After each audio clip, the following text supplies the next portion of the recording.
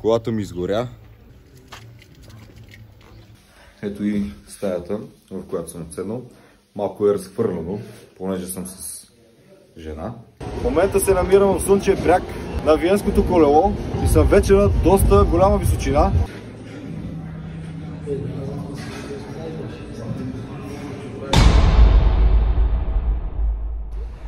Здравейте, приятели, и добре дошли от новото ми видео, което е малко по-различно. Защо? Защото не съм на обичайното място в залата, а съм на морето. Както виждате, намирам се в Несебър и съм тук за July Morning, който е утре, сутрин, само че току-що говорих с един човек, който ми каза, че July Morning тук от Несебър малко трудно да се види. Взех си един сладолед от този на теменушка, доста е вкусен. Миналата година бях на морето и ядох от същия и реших да изляза малко, да намеря такъв сладолед. И както аз имам късмет, си намерих такъв сладолед и хапнах си го. Поспах малко в квартирата, където съм отседнал. Другите, с които съм в компанията, моите приятелки и другите, още спят. Аз реших да си изляза, разходих се, хапнах си сладоледа, срещнах човека, питах го, поговорихме, той е тук местен. Сега директно се запътвам обратно към квартирата, защото ще мина през един плод и зеленчук да взема, искам домати да си взема, защото ми седат домати, си взема някакво сиренце или може да си взема и диня. След това по-късно се оправя и ще излезем в Несебър на центъра да разгледаме насам натам какво се случва. Искам да си намеря сладолед с банан, защото аз съм много голям фен на сладоледите. Затова ми трябва сладолед с банан. Харесайте видеото, коментирайте и се абонирайте за канала.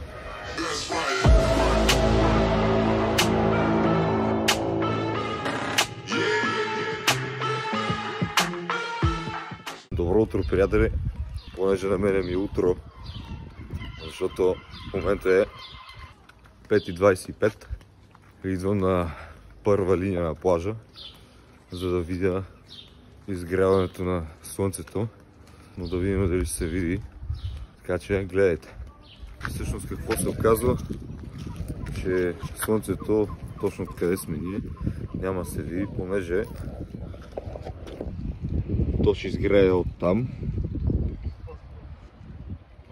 а не от тук. Де факто трябва да го изчакаме малко повече време, за да се надигне над дърветата, за да го снимам, и не може да го снимам точно на хоризонта. Еми, както си мислех, слънце няма, то е облачно, но нищо. Но до година знам откъде ще го видя. Разпитал съм вече и най-вероятно до година, живот и здраве, ако оцелем, пак ще се върна и ще снимам. Този път дано да хвана слънцето. Моята приятелка ми се смее. Няма ми се смее, Жей. Така че прибирам се обратно в квартирата и си полегвам пак до към 8 часа и след това отиваме да тренираме. Тъй че пак ще ви взема с мен. Хай! Намирам се в залата. Някакъв фитнес намерих. Много добър. Олдскул, оборудван. И в момента правя тук на тази машина за гърди. И съм изобретателен. Измислих си, понеже нямам пълен обхват на движение, сложих два диска от по 20 кг, за да мога да се повдигна и за да имам пълен обхват на движение. И се получава перфектно. Правя гърди и гръб. Не целя прогрес, а просто се напомпам и изразходвам енергия.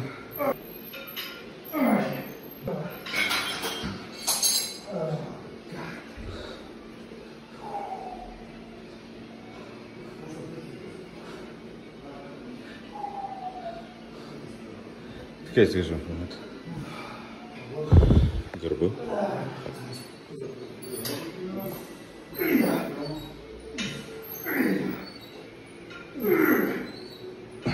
Правя ще по едно упражнение и си заминавам.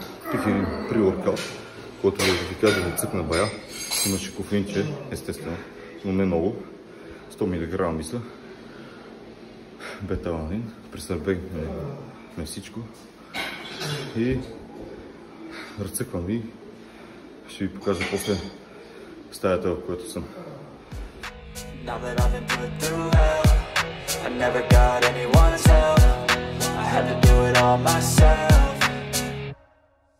I don't ever slow up, no I don't take shit. I've got no love for the fakeness. If you wanna play tough and wanna hate this, I'll always show up and make a statement. I don't ever slow up, no I don't take shit. I've got no love for the fakeness. If you wanna play tough.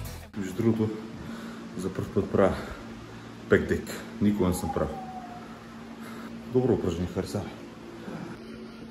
Много готин, old school кантар. Само че мисля, че не бачка. Не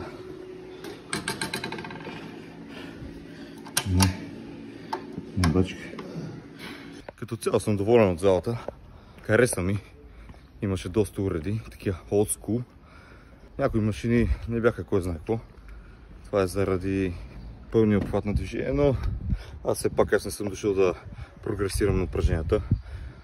Аз дойдех да се раздвижа, да вкарам кръв по мускулите, изразходвам малко енергия, защото вчера така или иначе преядох и то доста, че чак стомаха още не ме боли от пряждане и съм задържал повече вода.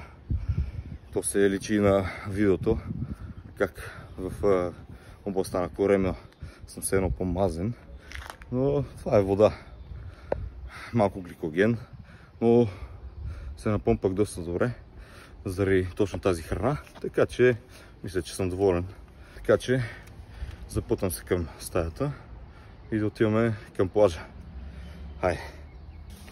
Ето и стаята, в която съм отседнал. Малко е разхвърляно, понеже съм с жена, но не заради нея, а заради мен аз разхвърлям много. Имаме си шкафче тук. Това са бутилки, нейния багаж, малко голям. Гардероб, нощно шкафче с изяден круасан. Ето ни окревата, неоправен. Кърпи. Тук е моя багаж. Нощното шкафче. Тук ми е чантичката. Ключове, дрехи, някакви тук съм нахвърлял. Имаме си и тераса с готини штори. Гледката не е нещо вау, на паркинг. Не съм с гледка към плажа, но терасата е някакво широка. Тук съм сложил някакви дрехи. Моята приятелка също. Кърпи. И това общо след стаята. Това е апартамент, има още една стая, сега ще ви покажа. Ето тук е туалетка, коридор. Оп. Ето, това е другата стая на приятелчета. Тяхта стая, креват. Тук има супер голям диван, удобен е. Ето тук ям диня с кисело мляко. И взех яйце на моята приятелка. Шоколадово, 8 лева струва, но мирише топ мирише, много добре. Трябва да го разсипа, че по дивана и си пахме. Че го слам на масата. Това е кухня си имаме, микроволнова, хладилник, шкафа. Както винаги, купих си диня. Най-бруталният сладолед. Много добър. Ето ми банята. Столетна. Имаме душ кабина. Супер тясна душ кабина. Едва се поправи вътре. Въртим се все едно. Съм 250 кг. Ето ми мене. Тук си отмивка. Женски неща тук винаги наредени, с които аз се къпем. Ето това е най-бруталният течен сапун, който съм използвал Мирише супер. Това общо за стаята, няма повече. Тъй че сигурно ще видим от плажа директно.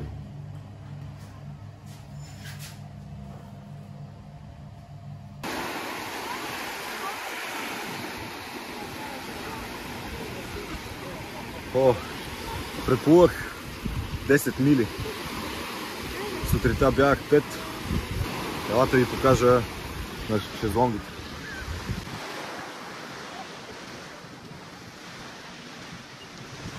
Тук съм отседнал. Нощно време спа тук. Здравейте. Сега ли ще ни таксувате? Да. Добре, колко пари? Добре.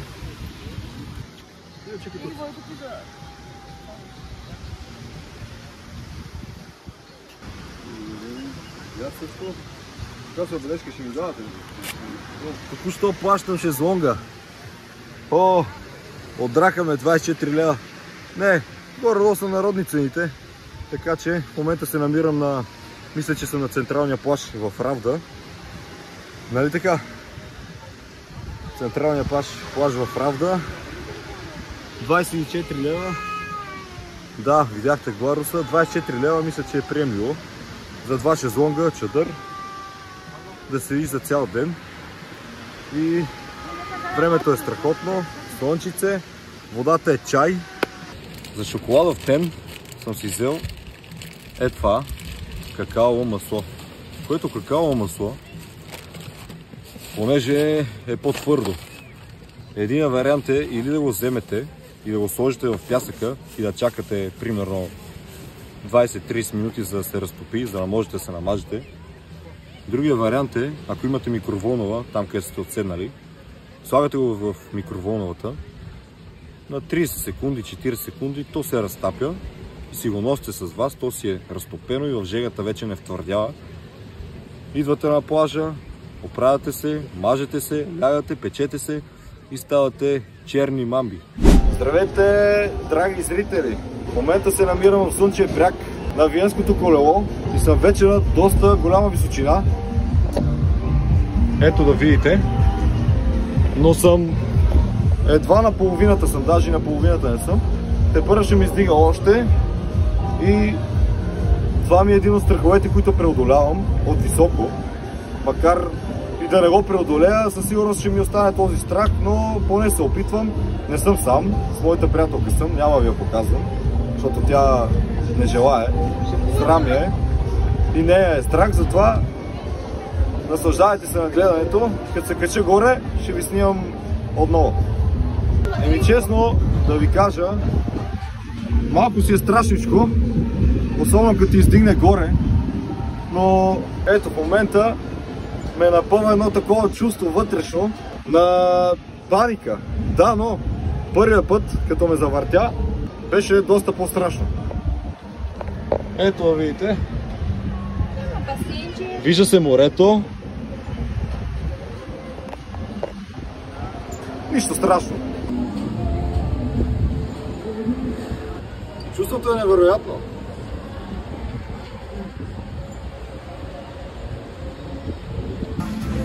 Намираме се в Джани и съм си поръчал агнешки кютета с гарнитура от някаква свежа салата, една вода. Започваме да ядем. Десертът е направо топ. Морковен пай.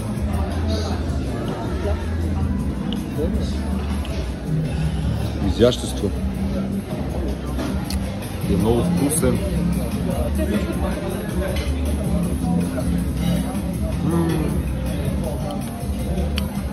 Топ.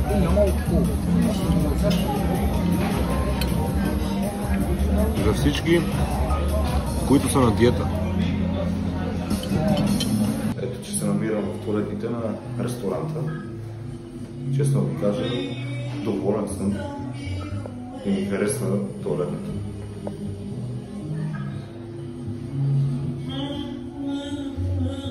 Готини врати, ретро, огледалата, топ. Навине вътре. Интересно направено. като мозайка.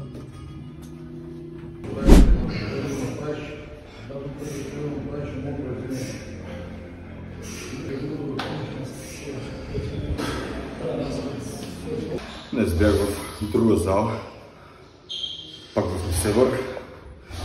Тази зала беше по-подредена. Една идея, уредите бяха по-нови, по-добри, но не мога да кажа, че беше нещо повече от миналата зала. Понапомпах се, направих ръце и рамене и свърших. Сега отивам към квартирата, хапвам и отивам на плаж. Пак.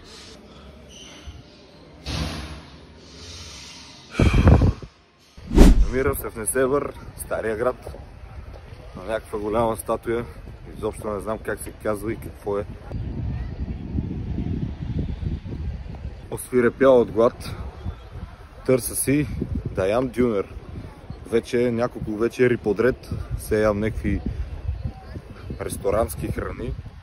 А днес искам да ям просто дюнер, да е хубав, голям, защото аз съм голям човек, искам да се наям. Ще хапна, даже не ще хапна, аз ядох сладолед.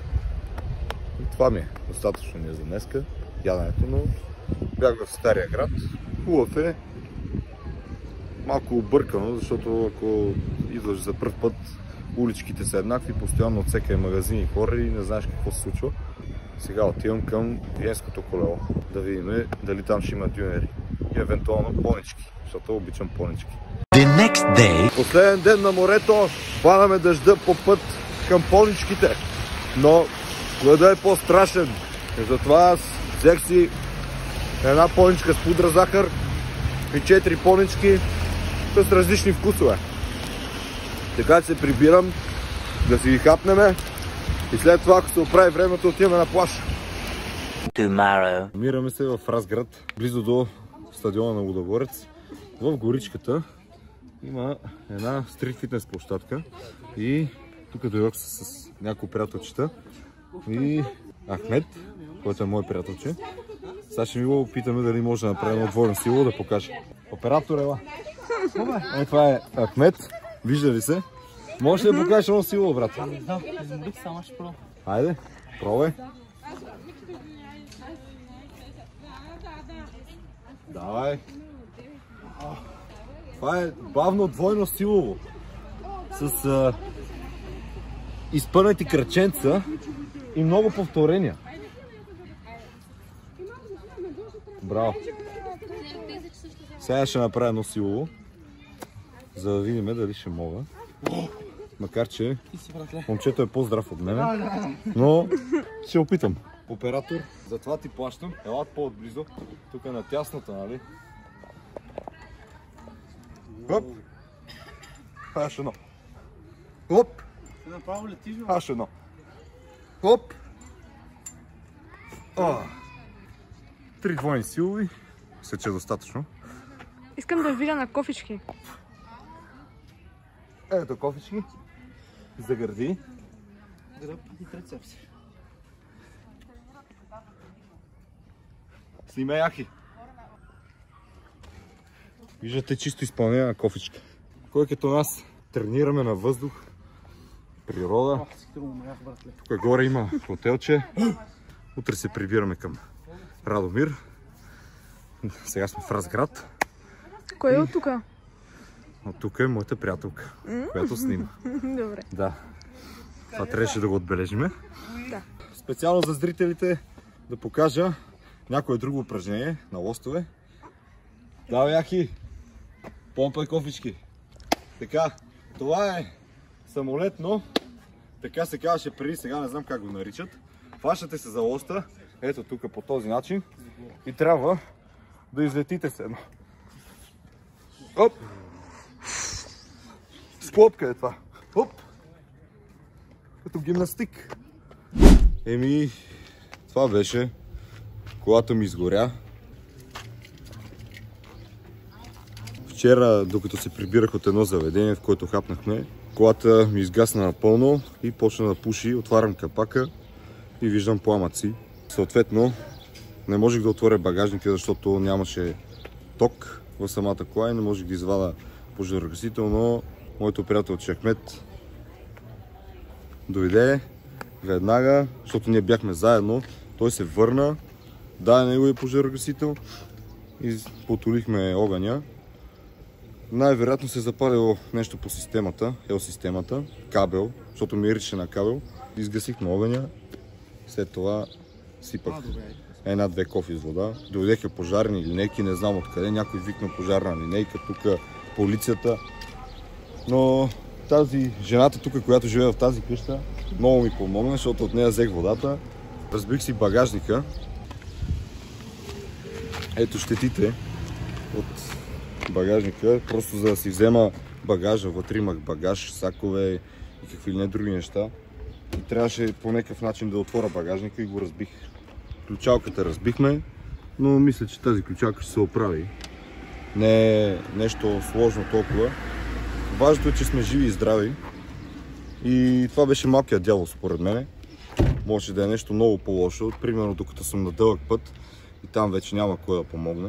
Трябваше да скачам пред колите да ме спасяват. Но случи се тук в Разград. Благодаря ви за гледането.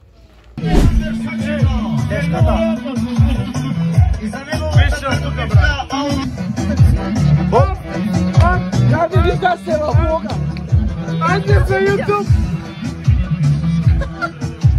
Айде! Айде за YouTube! Я шабата! Шабата! Já Portugal você jogada aqui,